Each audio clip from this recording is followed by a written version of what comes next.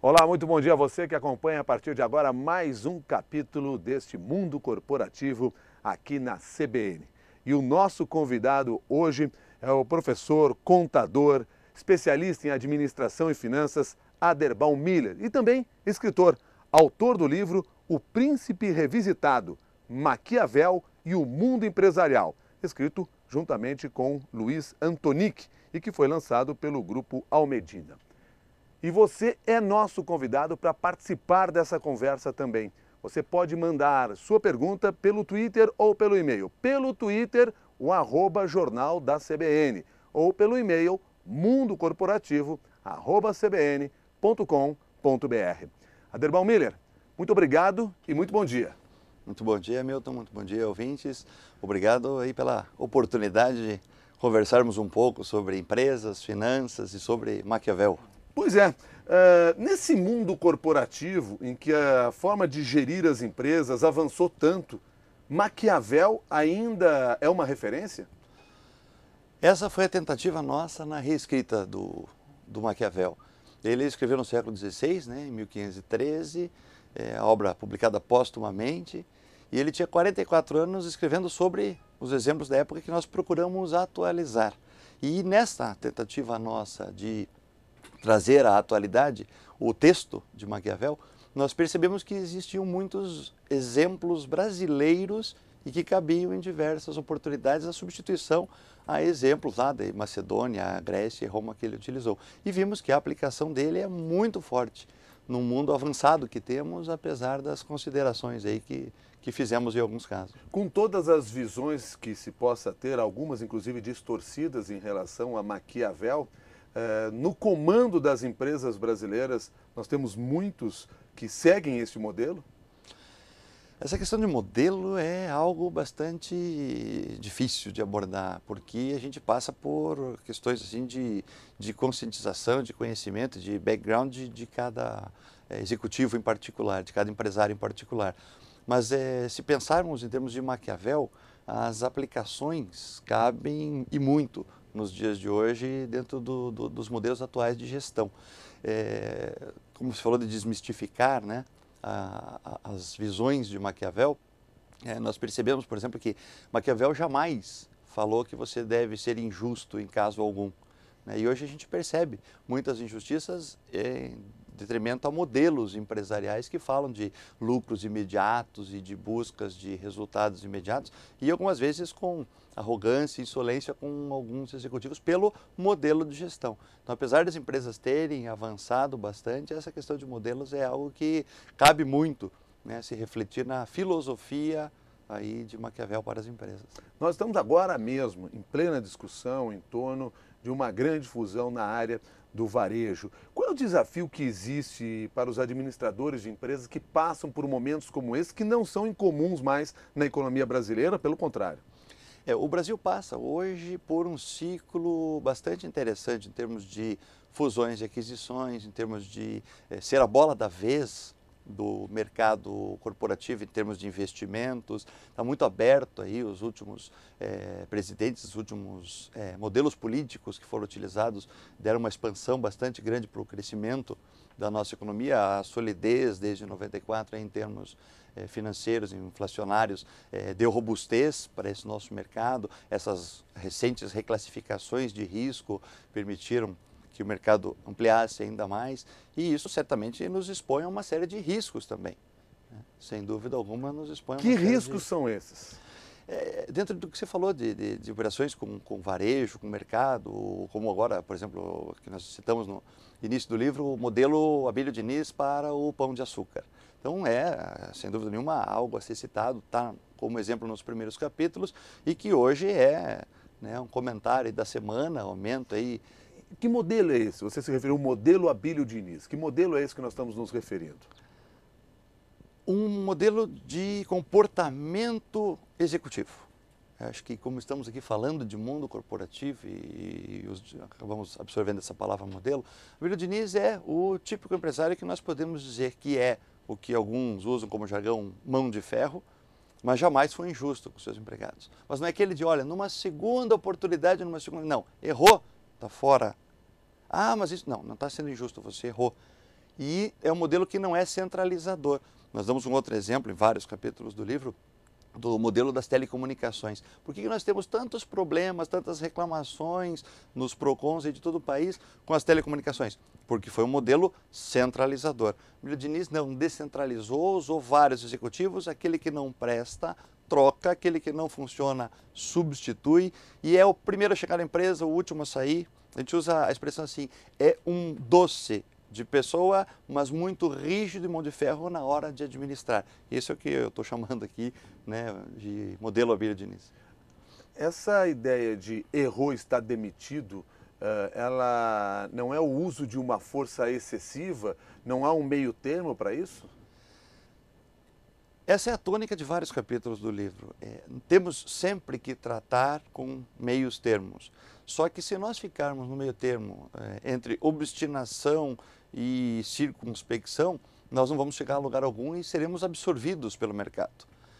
Há necessidade de força e rigor.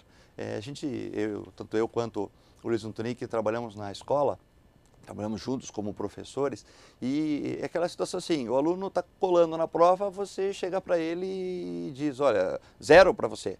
Só que você não precisa expulsá-lo da sala de aula. Com toda a educação, explica para ele que ele errou e ele tem que tirar 0, ele tem que ser punido pelo erro. Então, tem que se aplicar a força, tem que se ter rigor, mas sem esquecer os nossos objetivos. Aí a confusão com aquela frase que atribui a Maquiavel, né, dos fins justificam os meios. Não é bem assim. Temos que ter maleabilidade, mas temos que cuidar muito, e a gente cita isso no livro como exemplo, com a liberalidade. Esse pode ser um dos grandes problemas e que pode fazer um empresário perder a sua empresa. E você pode, então, agir dessa maneira, ser duro nesses momentos importantes de crise, sem deixar de ser amado. Isso, deve ser duro, ser rígido, ser obstinado, mas ninguém disse a palavra, nem mesmo Maquiavel, a palavra arrogante. Ninguém disse a palavra amoral. A moralidade, a arrogância fazem com que o empresário seja mal visto no mercado. E o empresário que seja amoral e que seja arrogante, ele vai perdendo, com o passar do tempo, a credibilidade dos seus acionistas, dos seus investidores. É sensível isso no mercado. Nós que acompanhamos todos esses processos, a gente percebe que há necessidade da amabilidade. Ninguém disse que isso signifique perder a firmeza. Ninguém disse que isso signifique perder a obstinação. Eu acho que nesse sentido a capa do livro ficou sensacional, né? O leão, a força, e a raposa, a astúcia. Mas não se deve descuidar, né, desses dois exemplos aí que a capa nos traz como uma tradução, com a sagacidade lá da raposa, a astúcia dela, com algo que seja negativo, algo que seja prejudicial ou injusto, né, como a gente falou. Ninguém falou de deslealdade. A gente pode traduzir isso também e usando a partir do que você mesmo e vocês escreveram no livro, força e nobreza. É possível dividir os méritos entre força e nobreza, por exemplo, pela construção de um empreendimento? As duas palavras que você usou agora, Milton, são perfeitas. A força e a nobreza, essa robustez das duas juntas, é que realmente podem ajudar e muito como uma força orgânica interna a que se atinjam os objetivos empresariais. Elas devem caminhar juntas. E você que está participando aqui desse Mundo Corporativo, pode mandar a sua pergunta, seja pelo Twitter, seja pelo e-mail, no Twitter, @Jornal da CBN, pelo e-mail mundocorporativo@cbn.com.br. Foi o que o Flávio fez. A pergunta do Flávio é a seguinte: pelo que me lembro, Maquiavel dizia que o mal deve ser feito de uma só vez e o bem aos poucos. O empresário nos tempos atuais também deve agir dessa forma, se precisar fazer algo para salvar o seu negócio? A colocação do Flávio é perfeita, é assim que as coisas devem funcionar. Imagine uma empresa que faz a aquisição de uma outra empresa, e é objeto dos primeiros capítulos também do nosso livro. Ela deve entrar, a empresa adquirente, na empresa adquirida e simplesmente, o mais rápido possível, destruir os feudos, desagregar as políticas, desorganizar aquela cultura que existia.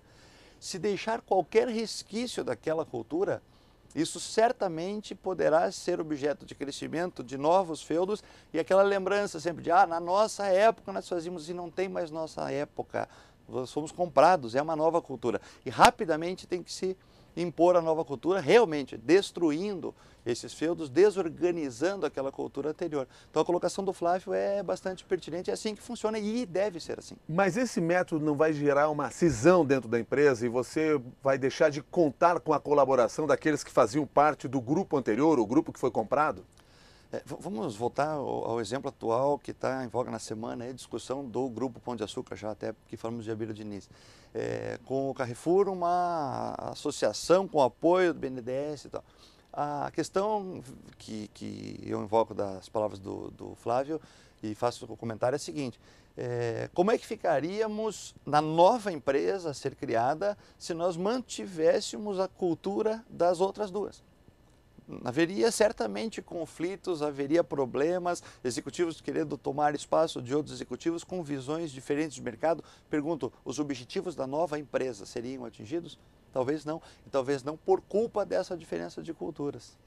Os funcionários que estão em empresas como essas, como é que eles devem se comportar? Porque, por parte do líder dentro do grupo, você já nos deixou muito claro qual é a ação. Qual é a reação que deve ter um funcionário desses, até porque ele também vai ter a sua cultura, o seu costume atingido numa mudança como essa? Ele tem que se adaptar à nova realidade, ele está num novo ambiente de trabalho. Não há como o funcionário não seguir os passos do líder. Aí que o líder tem que ser efetivamente um líder. Eu relaciono aqui com a filosofia de Maquiavel nos dois aspectos, né? Ele fala sobre empresas, sobre filosofias de empresas e fala sobre filosofia política. Nossa, há quanto tempo, e na nossa visão no livro, desde aí Juscelino, não temos um grande estadista no Brasil. Se nós não temos um líder a seguir, o que nós, população, podemos fazer para com que o crescimento do país aconteça organicamente e de forma sólida? O empresário é a mesma coisa, o funcionário é a mesma coisa. Ele está numa empresa, ele tem que ter um líder, ele deve seguir o líder. Se ele não seguir a missão da empresa, não seguir a visão da empresa, não tiver incorporado nas suas atitudes os valores organizacionais, ele não consegue colaborar como deveria. Até pode, operacionalmente, fazer a sua tarefa, mas está afadado a fazê-la de uma forma descompromissada, descontinuada e certamente sem uma efetividade plena. Pergunta da Roberta: o que significa o termo maquiavélico? O que é ser um empresário maquiavélico? Olha, Roberta, essa pergunta sempre é colocada, esse termo sempre é colocado como sinônimo de maldade, ou como sinônimo de aspereza, ou de astúcia no sentido pejorativo. O empresário maquiavélico deve ser aquele que aplica a força, o rigor, que tem obstinação, mas que jamais é injusto. E muitas vezes esse termo empresário maquiavélico, que a Roberta coloca, é traduzido como malvado, como cruel, como ordinário, no sentido pejorativo. E não é esse o termo que deveria ser usado. Maquiavel jamais falou de faltar com a ética, nunca falou. E é essa impressão que dá quando se usa essa expressão, né? Uma pessoa maquiavélica. Agora, esse empresário ao qual você se referiu, e aí levando em consideração que a gente já conversou até aqui, principalmente quando falamos aí de corporações se unindo, compras de uma ou de outra empresa, muitas vezes a gente fala em fusão, mas na realidade o que acontece, na maior parte das vezes, é a compra de uma empresa em relação à outra. Esse empresário, ele pode ser duro dessa maneira com o seu grupo de trabalhadores em nome dos resultados que a empresa precisa alcançar, que é uma das defesas que você faz até aqui. Agora, pode funcionar o empresário ser bonzinho para a empresa, malzinho para os funcionários? Ou o empresário ser bonzinho com a empresa e malzinho com os funcionários? É assim que tem que agir? Isso não deve funcionar, né? Isso certamente não deve funcionar, porque todos têm que trabalhar em prol da organização, em prol dos resultados da organização. A gente usa muito esse exemplo com os terceirizados, né? Que a gente substitui o termo que Maquiavel usou para mercenários. Eles vêm para buscar o resultado imediato, né? Como os analistas de mercado que ficam felizes aí com aumentos súbitos de ações e realizam seus resultados e depois saem rindo da empresa que quebrou lá na frente. Mas o terceirizado é um mercenário? Em alguns casos, sim. Essas forças terceirizadas, elas não incorporam muitas vezes os valores da organização, eles buscam o resultado imediato. O mesmo pode acontecer com o executivo. contratado que venha com toda a força, com todo o rigor dentro da empresa.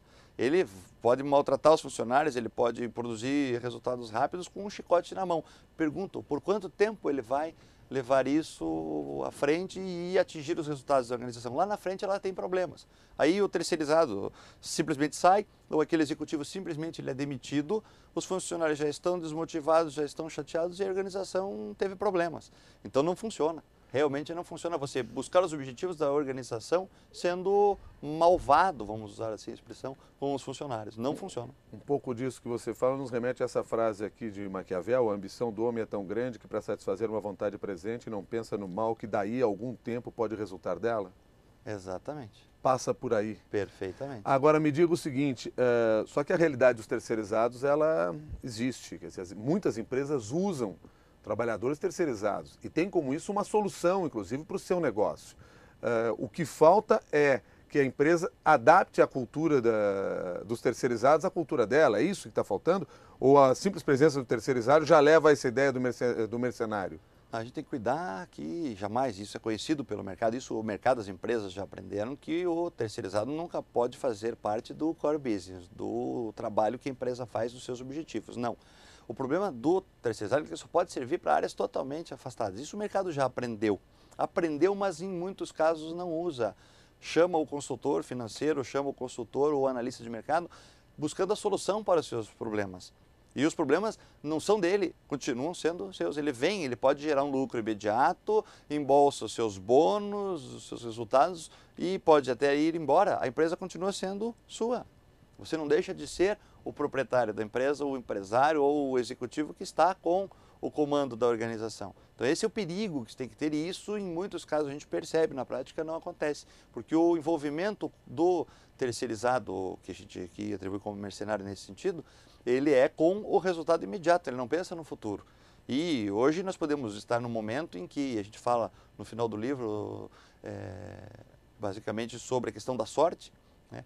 Que se ele tiver sorte e com as técnicas de administração que ele aplicar atingir o mercado, naquele momento ele vai ter resultado. Mas essa sorte não dura para sempre. E a hora que ela deixar de existir, o sortudo ali, né, o afortunado vai ser o mercenário que vai embora, o terceirizado que vai embora, a empresa continua sendo sua. E quando vier os períodos de vacas magras, como se usa a expressão no mercado, nós não nos preparamos para ela. Bom, outra pergunta de um ouvinte internauta, o Rodrigo, pergunta o seguinte: sei de casos de diretores de empresas que estimulam a disputa entre gerentes e funcionários em geral para obter seus resultados. Essa é uma tática correta? O que existe nos ensinamentos de Maquiavel a esse respeito? Eu vou brincar com ele aí, vou dizer para ele ler o livro para descobrir, né? Na realidade, a gente aborda isso de uma forma muito sutil, porque isso é muito delicado quando a gente fala de disputas internas dentro da empresa. É um costume que as empresas têm e nós percebemos que em muitos casos, talvez não todos, isso é muito prejudicial. Muito prejudicial porque se esquece do objetivo da empresa para se pensar em objetivos pessoais.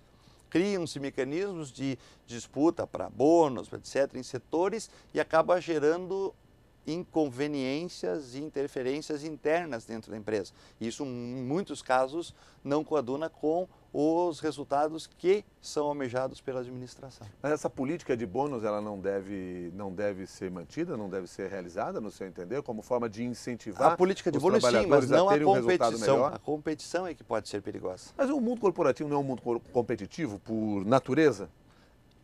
Agora o que a gente tem que cuidar é com as questões de invasões de territórios. Né? Pegar o exemplo da Ambev. O que a Ambev fez e por que cresceu tanto? Né? A gente cita, inclusive, esse exemplo no livro. Ela não esperou ser atacada. Ela foi atacar o inimigo no território dele. Não deixou que ele nem viesse. Então, se você cria entre dois setores, por exemplo, numa competição, quem vende mais, eu posso causar interferências no setor do outro para que ele venda menos para que eu ganhe o bônus. E esse pode ser o prejuízo. Então, o ambiente é competitivo, mas essa maleficência do ambiente competitivo deve ser cuidada para que não fuja aos resultados que são parte do objetivo da organização. Ela não tem objetivo só de lucro, a organização, ela tem perpetuidade, ela tem crescimento, ela tem market share, ela tem outras coisas que podem ser prejudicadas porque eu quero dar uma carga de estímulo pessoal aos empregados. Aí que entra aquela visão de justiça de Maquiavel. Então, quando precisar ser duro, tem que ser duro. Quando precisa ser amável, tem que ser amável. O que se tem que cuidar é esse meio termo, não pode ficar em cima do muro, como se usa na expressão. Se a gente ficar assim, nós não vamos a lugar nenhum. Nós estamos conversando com a Aderbal Miller e você pode participar aqui dessa nossa conversa, seja pelo Twitter ou pelo e-mail. No Twitter, o @jornal da CBN, o e-mail é o mundocorporativo@cbn.com.br. E nós temos mais uma pergunta de uma ouvinte internauta, a Luciana. Usando os ensinamentos de Maquiavel, o que deve fazer o dono de uma empresa familiar na hora de deixar o negócio para os filhos? Como passar o comando para quem merece sem desestruturar a família? Olha, eu vou brincar com a Luciana também, tem que ler o livro, né? Não, tem que ler porque, assim, no sentido de que isso está escrito no livro em 2 ou 3 capítulos, quando a gente fala da sucessão familiar.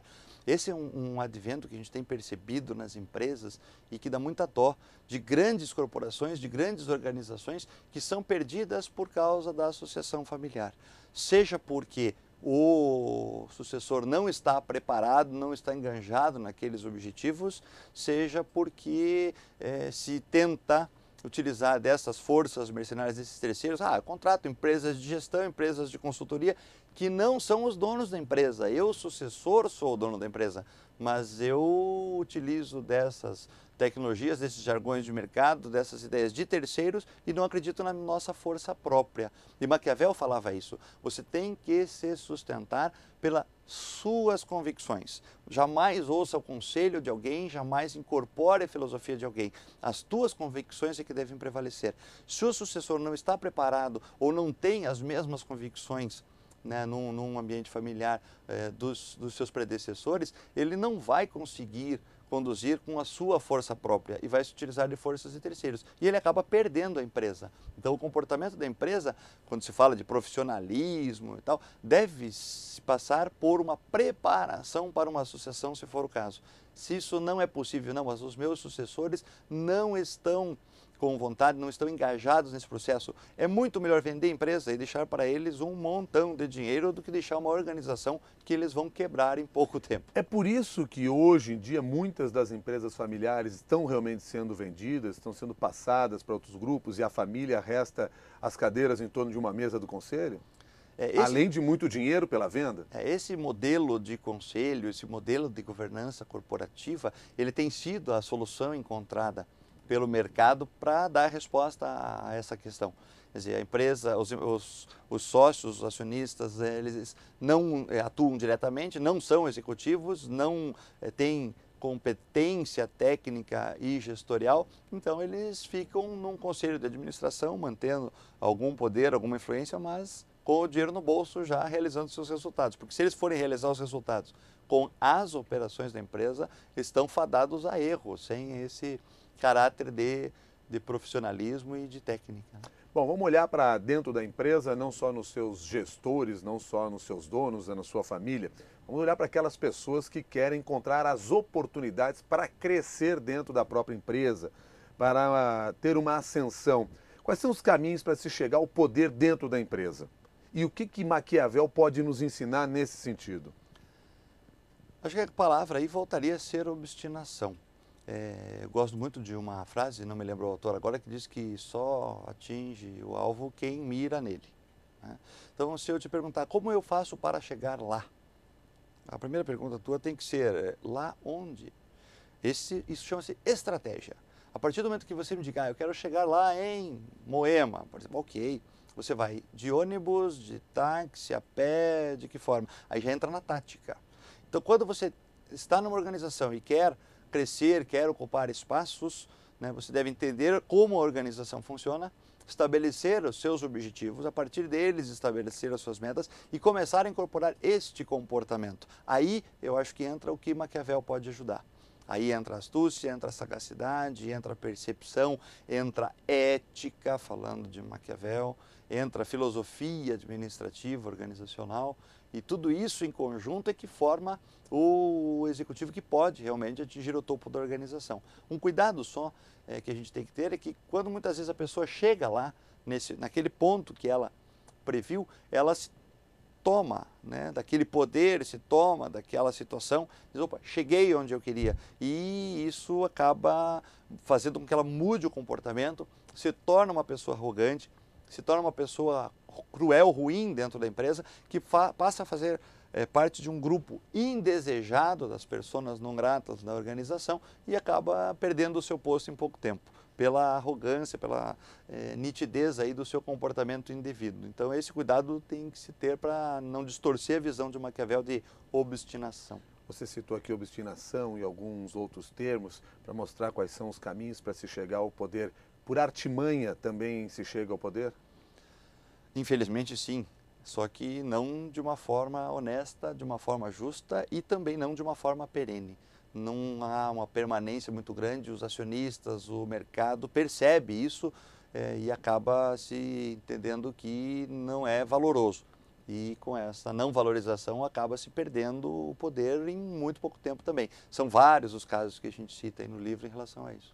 Nós vamos até retomar aqui uma frase que é talvez das mais famosas de Maquiavel, mais usadas e talvez usada de maneira errada, que você mesmo já citou nessa nossa conversa, de que o fim justifica os meios. Aí o Sérgio pergunta o seguinte: é comum na imprensa casos de empresários envolvidos com corrupção, principalmente em negócios com o governo. Usando os exemplos de Maquiavel, o suborno, corrupção, são atos válidos para o sucesso do negócio? Isso é uma distorção na leitura que se faz de Maquiavel? Sem dúvida alguma. Sem dúvida alguma, é uma das maiores distorções e é de onde surgiu o termo maquiavélico. Maquiavélico não significa se aliar ao poder para ser beneficiado, não significa prejudicar as pessoas. Volto a insistir que ele jamais falou de faltar com a ética de não ser justo. Aliás, são exatamente ensinamentos contrários que Maquiavel usou. Essa frase de os fins justificam os meios, ela vale dentro do sentido do rigor, da obstinação de se atingir o resultado. Agora, eu preciso pensar na sobrevivência, né? Eu preciso pensar no resultado a ser alcançado, só que muitas vezes eu tenho que, se eu quero, né, preservar lá a lebre, eu tenho que matar o lobo. Então, às vezes fica essa impressão de que matar o lobo é uma coisa ruim, é uma coisa cruel. Não, quando eu falo de matar lá a cultura da organização, de destruir os feudos lá numa aquisição, não é destruir a empresa, é destruir realmente a cultura que existia para que ela não prejudique os nossos objetivos. E é essa distorção que se traz dentro dessa frase. Jamais se deve, com esses subterfúgios, né, pensar em atingir os resultados. O exemplo que eu sempre dou em palestras que faço por todo o país é a questão dos tributos, né? Pagar tributo é uma coisa boa, desde que ele seja um tributo justo.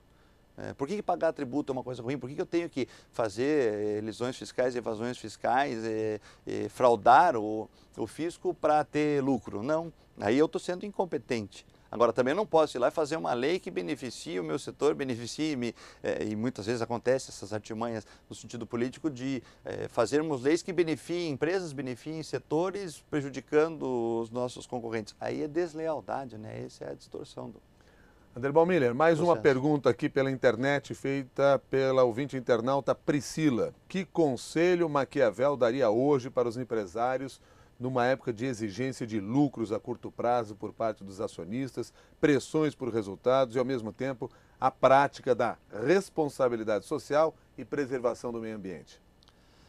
É uma pergunta muito inteligente da Priscila e acho que a melhor resposta seria, o conselho que Maquiavel daria seria: repense o seu comportamento.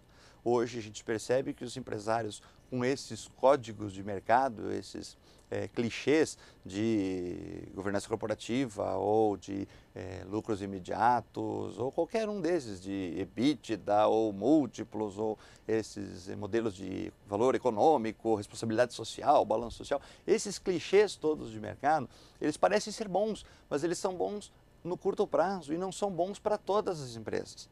Então eu devo repensar o meu comportamento se eu não estou usando esse modismo por ser um modismo e eu achar que se adapta à minha realidade. Por que eu tenho que usar uma medida de EBITDA para premiar com bônus só porque o meu colega usa ou porque eu ouvi falar que é bonito, é bacana? Isso vende livro, mas não salva a nossa organização. Então, a gente tem que cuidar, e é por isso que eu acho que o ensinamento de Maquiavel seria: repense o seu comportamento. Você está com as suas atitudes, alcançando os seus objetivos. O seu objetivo qual é? É preparar a empresa para que ela cresça e eu venda ela com maior valor. Então não pode se pensar num lucro de curto prazo. Eu não posso, tem que pensar talvez caiba um modelo de valor adicionado, de valor agregado, mas não cabe eu pensar numa redução de custos, por exemplo, que foi moda há muito tempo, para que se aumente o resultado. Não vai atingir o meu objetivo. Então eu vou pensar no curto prazo e vou esquecer o tempo lá das vacas magras futuro que pode acontecer. Por que você considera o empresário brasileiro um herói? Vou colocar no plural, me perdoe, eu e o Antonic, porque nós colocamos esse último capítulo como herói para enaltecer o empresariado brasileiro pelo crescimento que nós estamos vendo no mercado, apesar de todas as problemáticas políticas que nós temos, esses problemas de legislação, o excesso da carga tributária, que nós sabemos que realmente é gravoso em termos de resultados empresariais, essas artimanhas políticas, a gente vê aí nos últimos governos excessos, né, de problemas de corrupção, inclusive envolvendo grandes empresários, tudo prejudica o mercado e mesmo assim, olha o crescimento, o boom de fusões e aquisições, o crescimento da economia do Brasil como um todo, a visão que o Brasil tem no mercado internacional em termos de empresas. Então, o empresário é um herói, só falta ainda uma bandeira a ser levantada para que consigamos acabar com essa pleiade de corruptos aí em nosso país e possamos deixar que o empresário que trabalha muitas vezes tão honestamente, temos várias empresas citadas aí, grandes nomes inclusive políticos aí citados no livro e que são a máquina propulsora da economia do país, não é a política que gera a economia do país, são os empresários e mais de 90% das empresas, pessoas jurídicas constituídas em nosso país são micro e pequenas empresas, são menos de 500 as grandes aí que têm ações na bolsa, então elas é que giram o mercado. Adelmar Miller, quero agradecer a sua gentileza de conversar conosco aqui no Mundo Corporativo em mais esta edição. Muito obrigado e até uma nova oportunidade. Milton, muito obrigado. Eu acredito que esse livro já está na segunda tiragem, já vendeu mais de 5.000 cópias desde o seu lançamento aqui na FENAC em São Paulo, dia 5 e dia 17 em Brasília. Tivemos o lançamento dia 12 em Curitiba e essa venda de mais de 5 exemplares certamente fica capitalizada aí com essa mola propulsora aí do mundo corporativo, aí do programa da CBN. Mas não só por isso, pela oportunidade de transmitir um pouquinho aí das nossas ideias, aí, de colaborar, que é o nosso grande intuito com o livro, com essa grande missão dos empresários. Milton, muito obrigado e obrigado aos ouvintes também. Muito obrigado. Adelmar Miller, que é contador, professor universitário, especialista em administração e finanças e que escreveu, junto com o Luiz Antonic, o livro O Príncipe Revisitado, Maquiavel e o Mundo Empresarial, lançado recentemente pelo grupo Almedina. A você que participou desse mundo corporativo, encaminhou suas perguntas também, ou apenas nos assistiu aí pela internet, muito obrigado pela participação. Continue com a gente.